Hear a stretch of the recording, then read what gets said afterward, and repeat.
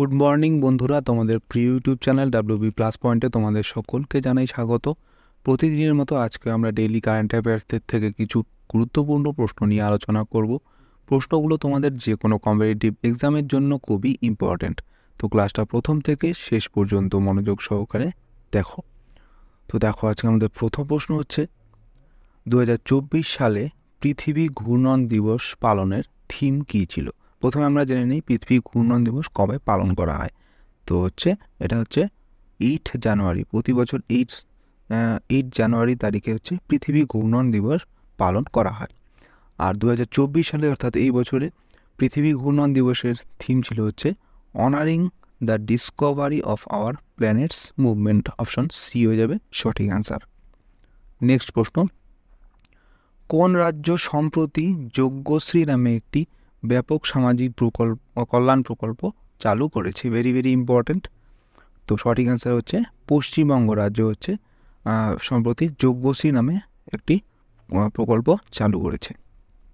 Next দেখো কিছু যোজনা নিয়ে আমরা জেনে নিই, প্রিভিয়াস কিছু যোজনা। তো রাজস্থানে খাদ্য নিরাপত্তা প্রকল্পের নতুন নাম কি, যা আগে ইন্দিরা রসোই যোজনা নামে পরিচিত ছিল? অ্যান্সার হয়ে যাবে সি, অন্নপূর্ণা রসোই যোজনা। এগুলো তোমাদের আগেই পড়ানো হয়েছে, তোমাদের রিভিশনের জন্য এগুলো আনা হয়েছে। তো নেক্সট সম্প্রতি পরিবেশ মন্ত্রক দ্বারা চালু করা ভারতীয় বন এবং কাঠ শংসাপত্র প্রকল্পের অধীনে পরিবেশগত লেবেল ব্র্যান্ডের নাম কি? অ্যান্সার প্রমাণ।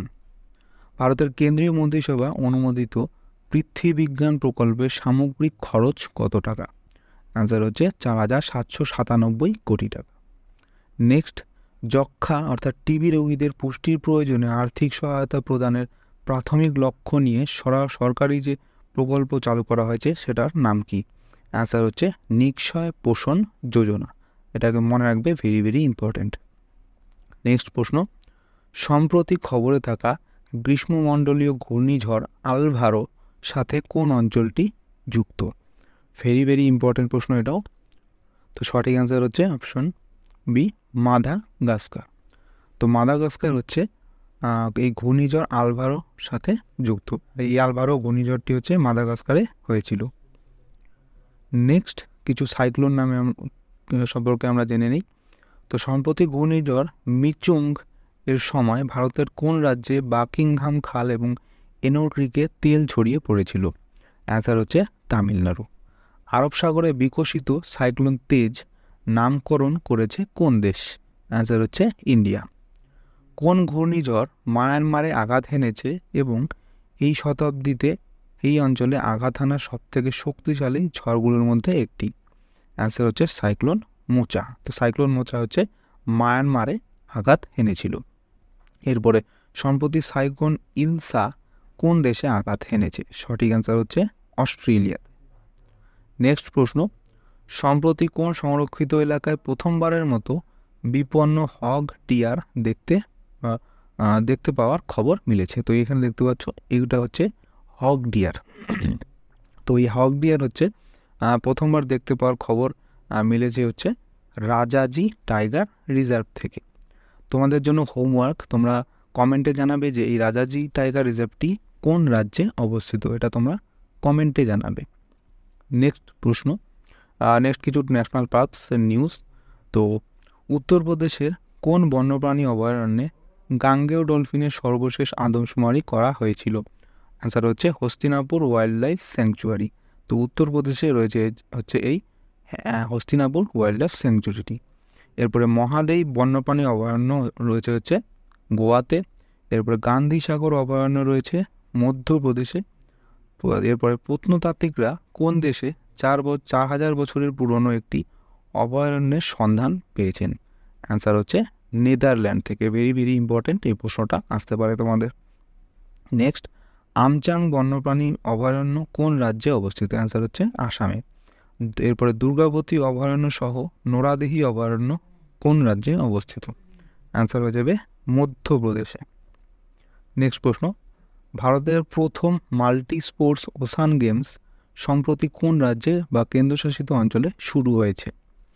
তো অ্যান্সার হয়ে যাবে এটার অপশন ডি, দমন ও দিউ। তো দমন এবং দিউতে ভারতের প্রথম মাল্টি স্পোর্টস ওশান গেমস শুরু হয়েছে। নেক্সট কিছু স্পোর্টস সম্পর্কিত খবর। তো 2024 খেলো ইন্ডিয়া ইউথ গেমসে কোন খেলাটি প্রথমবারের মতো চালু হচ্ছে? অ্যান্সার হচ্ছে স্কোয়াশ। এরপরে চিরাগ চন্দ্রশেখর শেঠি, যিনি মেজর ধ্যানচাঁদ খেলরত্ন পুরস্কার 2023-এর প্রাপকদের মধ্যে একজন, তিনি কোন খেলার সাথে যুক্ত? তো চিরাগ চন্দ্রশেখর শেঠি হচ্ছে ব্যাডমিন্টন খেলার সাথে যুক্ত। নেক্সট, প্রস্তাবিত international north south transport corridor প্রদত্ত দেশের মধ্যে দিয়ে যাবে না। কোন দেশের মধ্যে দিয়ে যাবে না? অ্যান্সার হয়ে যাবে উজবেকিস্তান। নেক্সট প্রশ্ন, সুচেতা সতীশ, যিনি সম্প্রতি 140টি ভাষায় গান গেয়ে বিশ্ব রেকর্ড তৈরি করেছিলেন, তিনি কোন রাজ্যের বাসিন্দা? ভেরি ভেরি ইম্পর্টেন্ট প্রশ্ন তোমাদের আসতে পারে। তো সুচেতা সতীশ, এটা হচ্ছে সুচেতা সতীশ, ইনি হচ্ছে কেরালা রাজ্যের বাসিন্দা। ইনি হচ্ছে 140টি ভাষায় গান গেয়ে বিশ্ব রেকর্ড তৈরি করেছেন। নেক্সট প্রশ্ন, আইডেক্স ডিআইও কোন মন্ত্রণালয়ের একটি ফ্ল্যাগশিপ স্কিম? তো আইডিএক্স ডিআইও হচ্ছে এটা প্রতিরক্ষা মন্ত্রণালয়ের একটি ফ্ল্যাগশিপ স্কিম।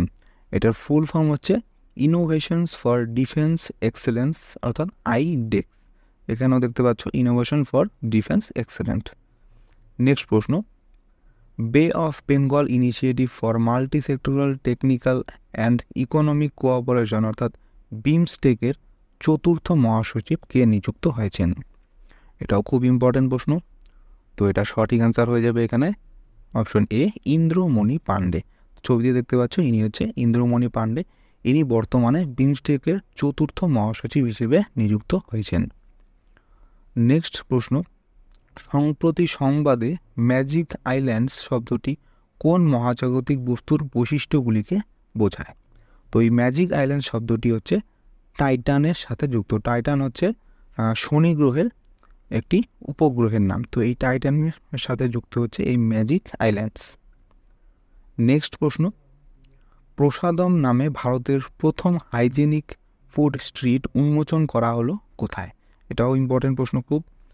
তো সঠিক অ্যান্সার হয়ে যাবে এখানে অপশন এ, উজ্জয়িনী। তো উজ্জয়িনীতে হচ্ছে প্রসাদম নামে ভারতের প্রথম হাইজেনিক ফুড স্ট্রিট উন্মোচন করা হলো। তো তোমাদের জন্য আজকে রয়েছে কিছু প্রশ্ন। এই প্রশ্ন তোমরা স্ক্রিনশট নিয়ে নাও। তো এই প্রশ্নগুলো তোমরা কমেন্টে জানাবে। এই 1 থেকে 4 পর্যন্ত যে প্রশ্নগুলো রয়েছে এগুলো সব তোমরা কমেন্টে জানাবে। যা যা পারবে লিখবে, আর যা যা পারবে না আমাকে কমেন্টে জানাবে, আমি সেটা অ্যান্সার করে দেব। ঠিক আছে? তো ধন্যবাদ বন্ধুরা, এই ছিল আজকে আমাদের ক্লাস। তো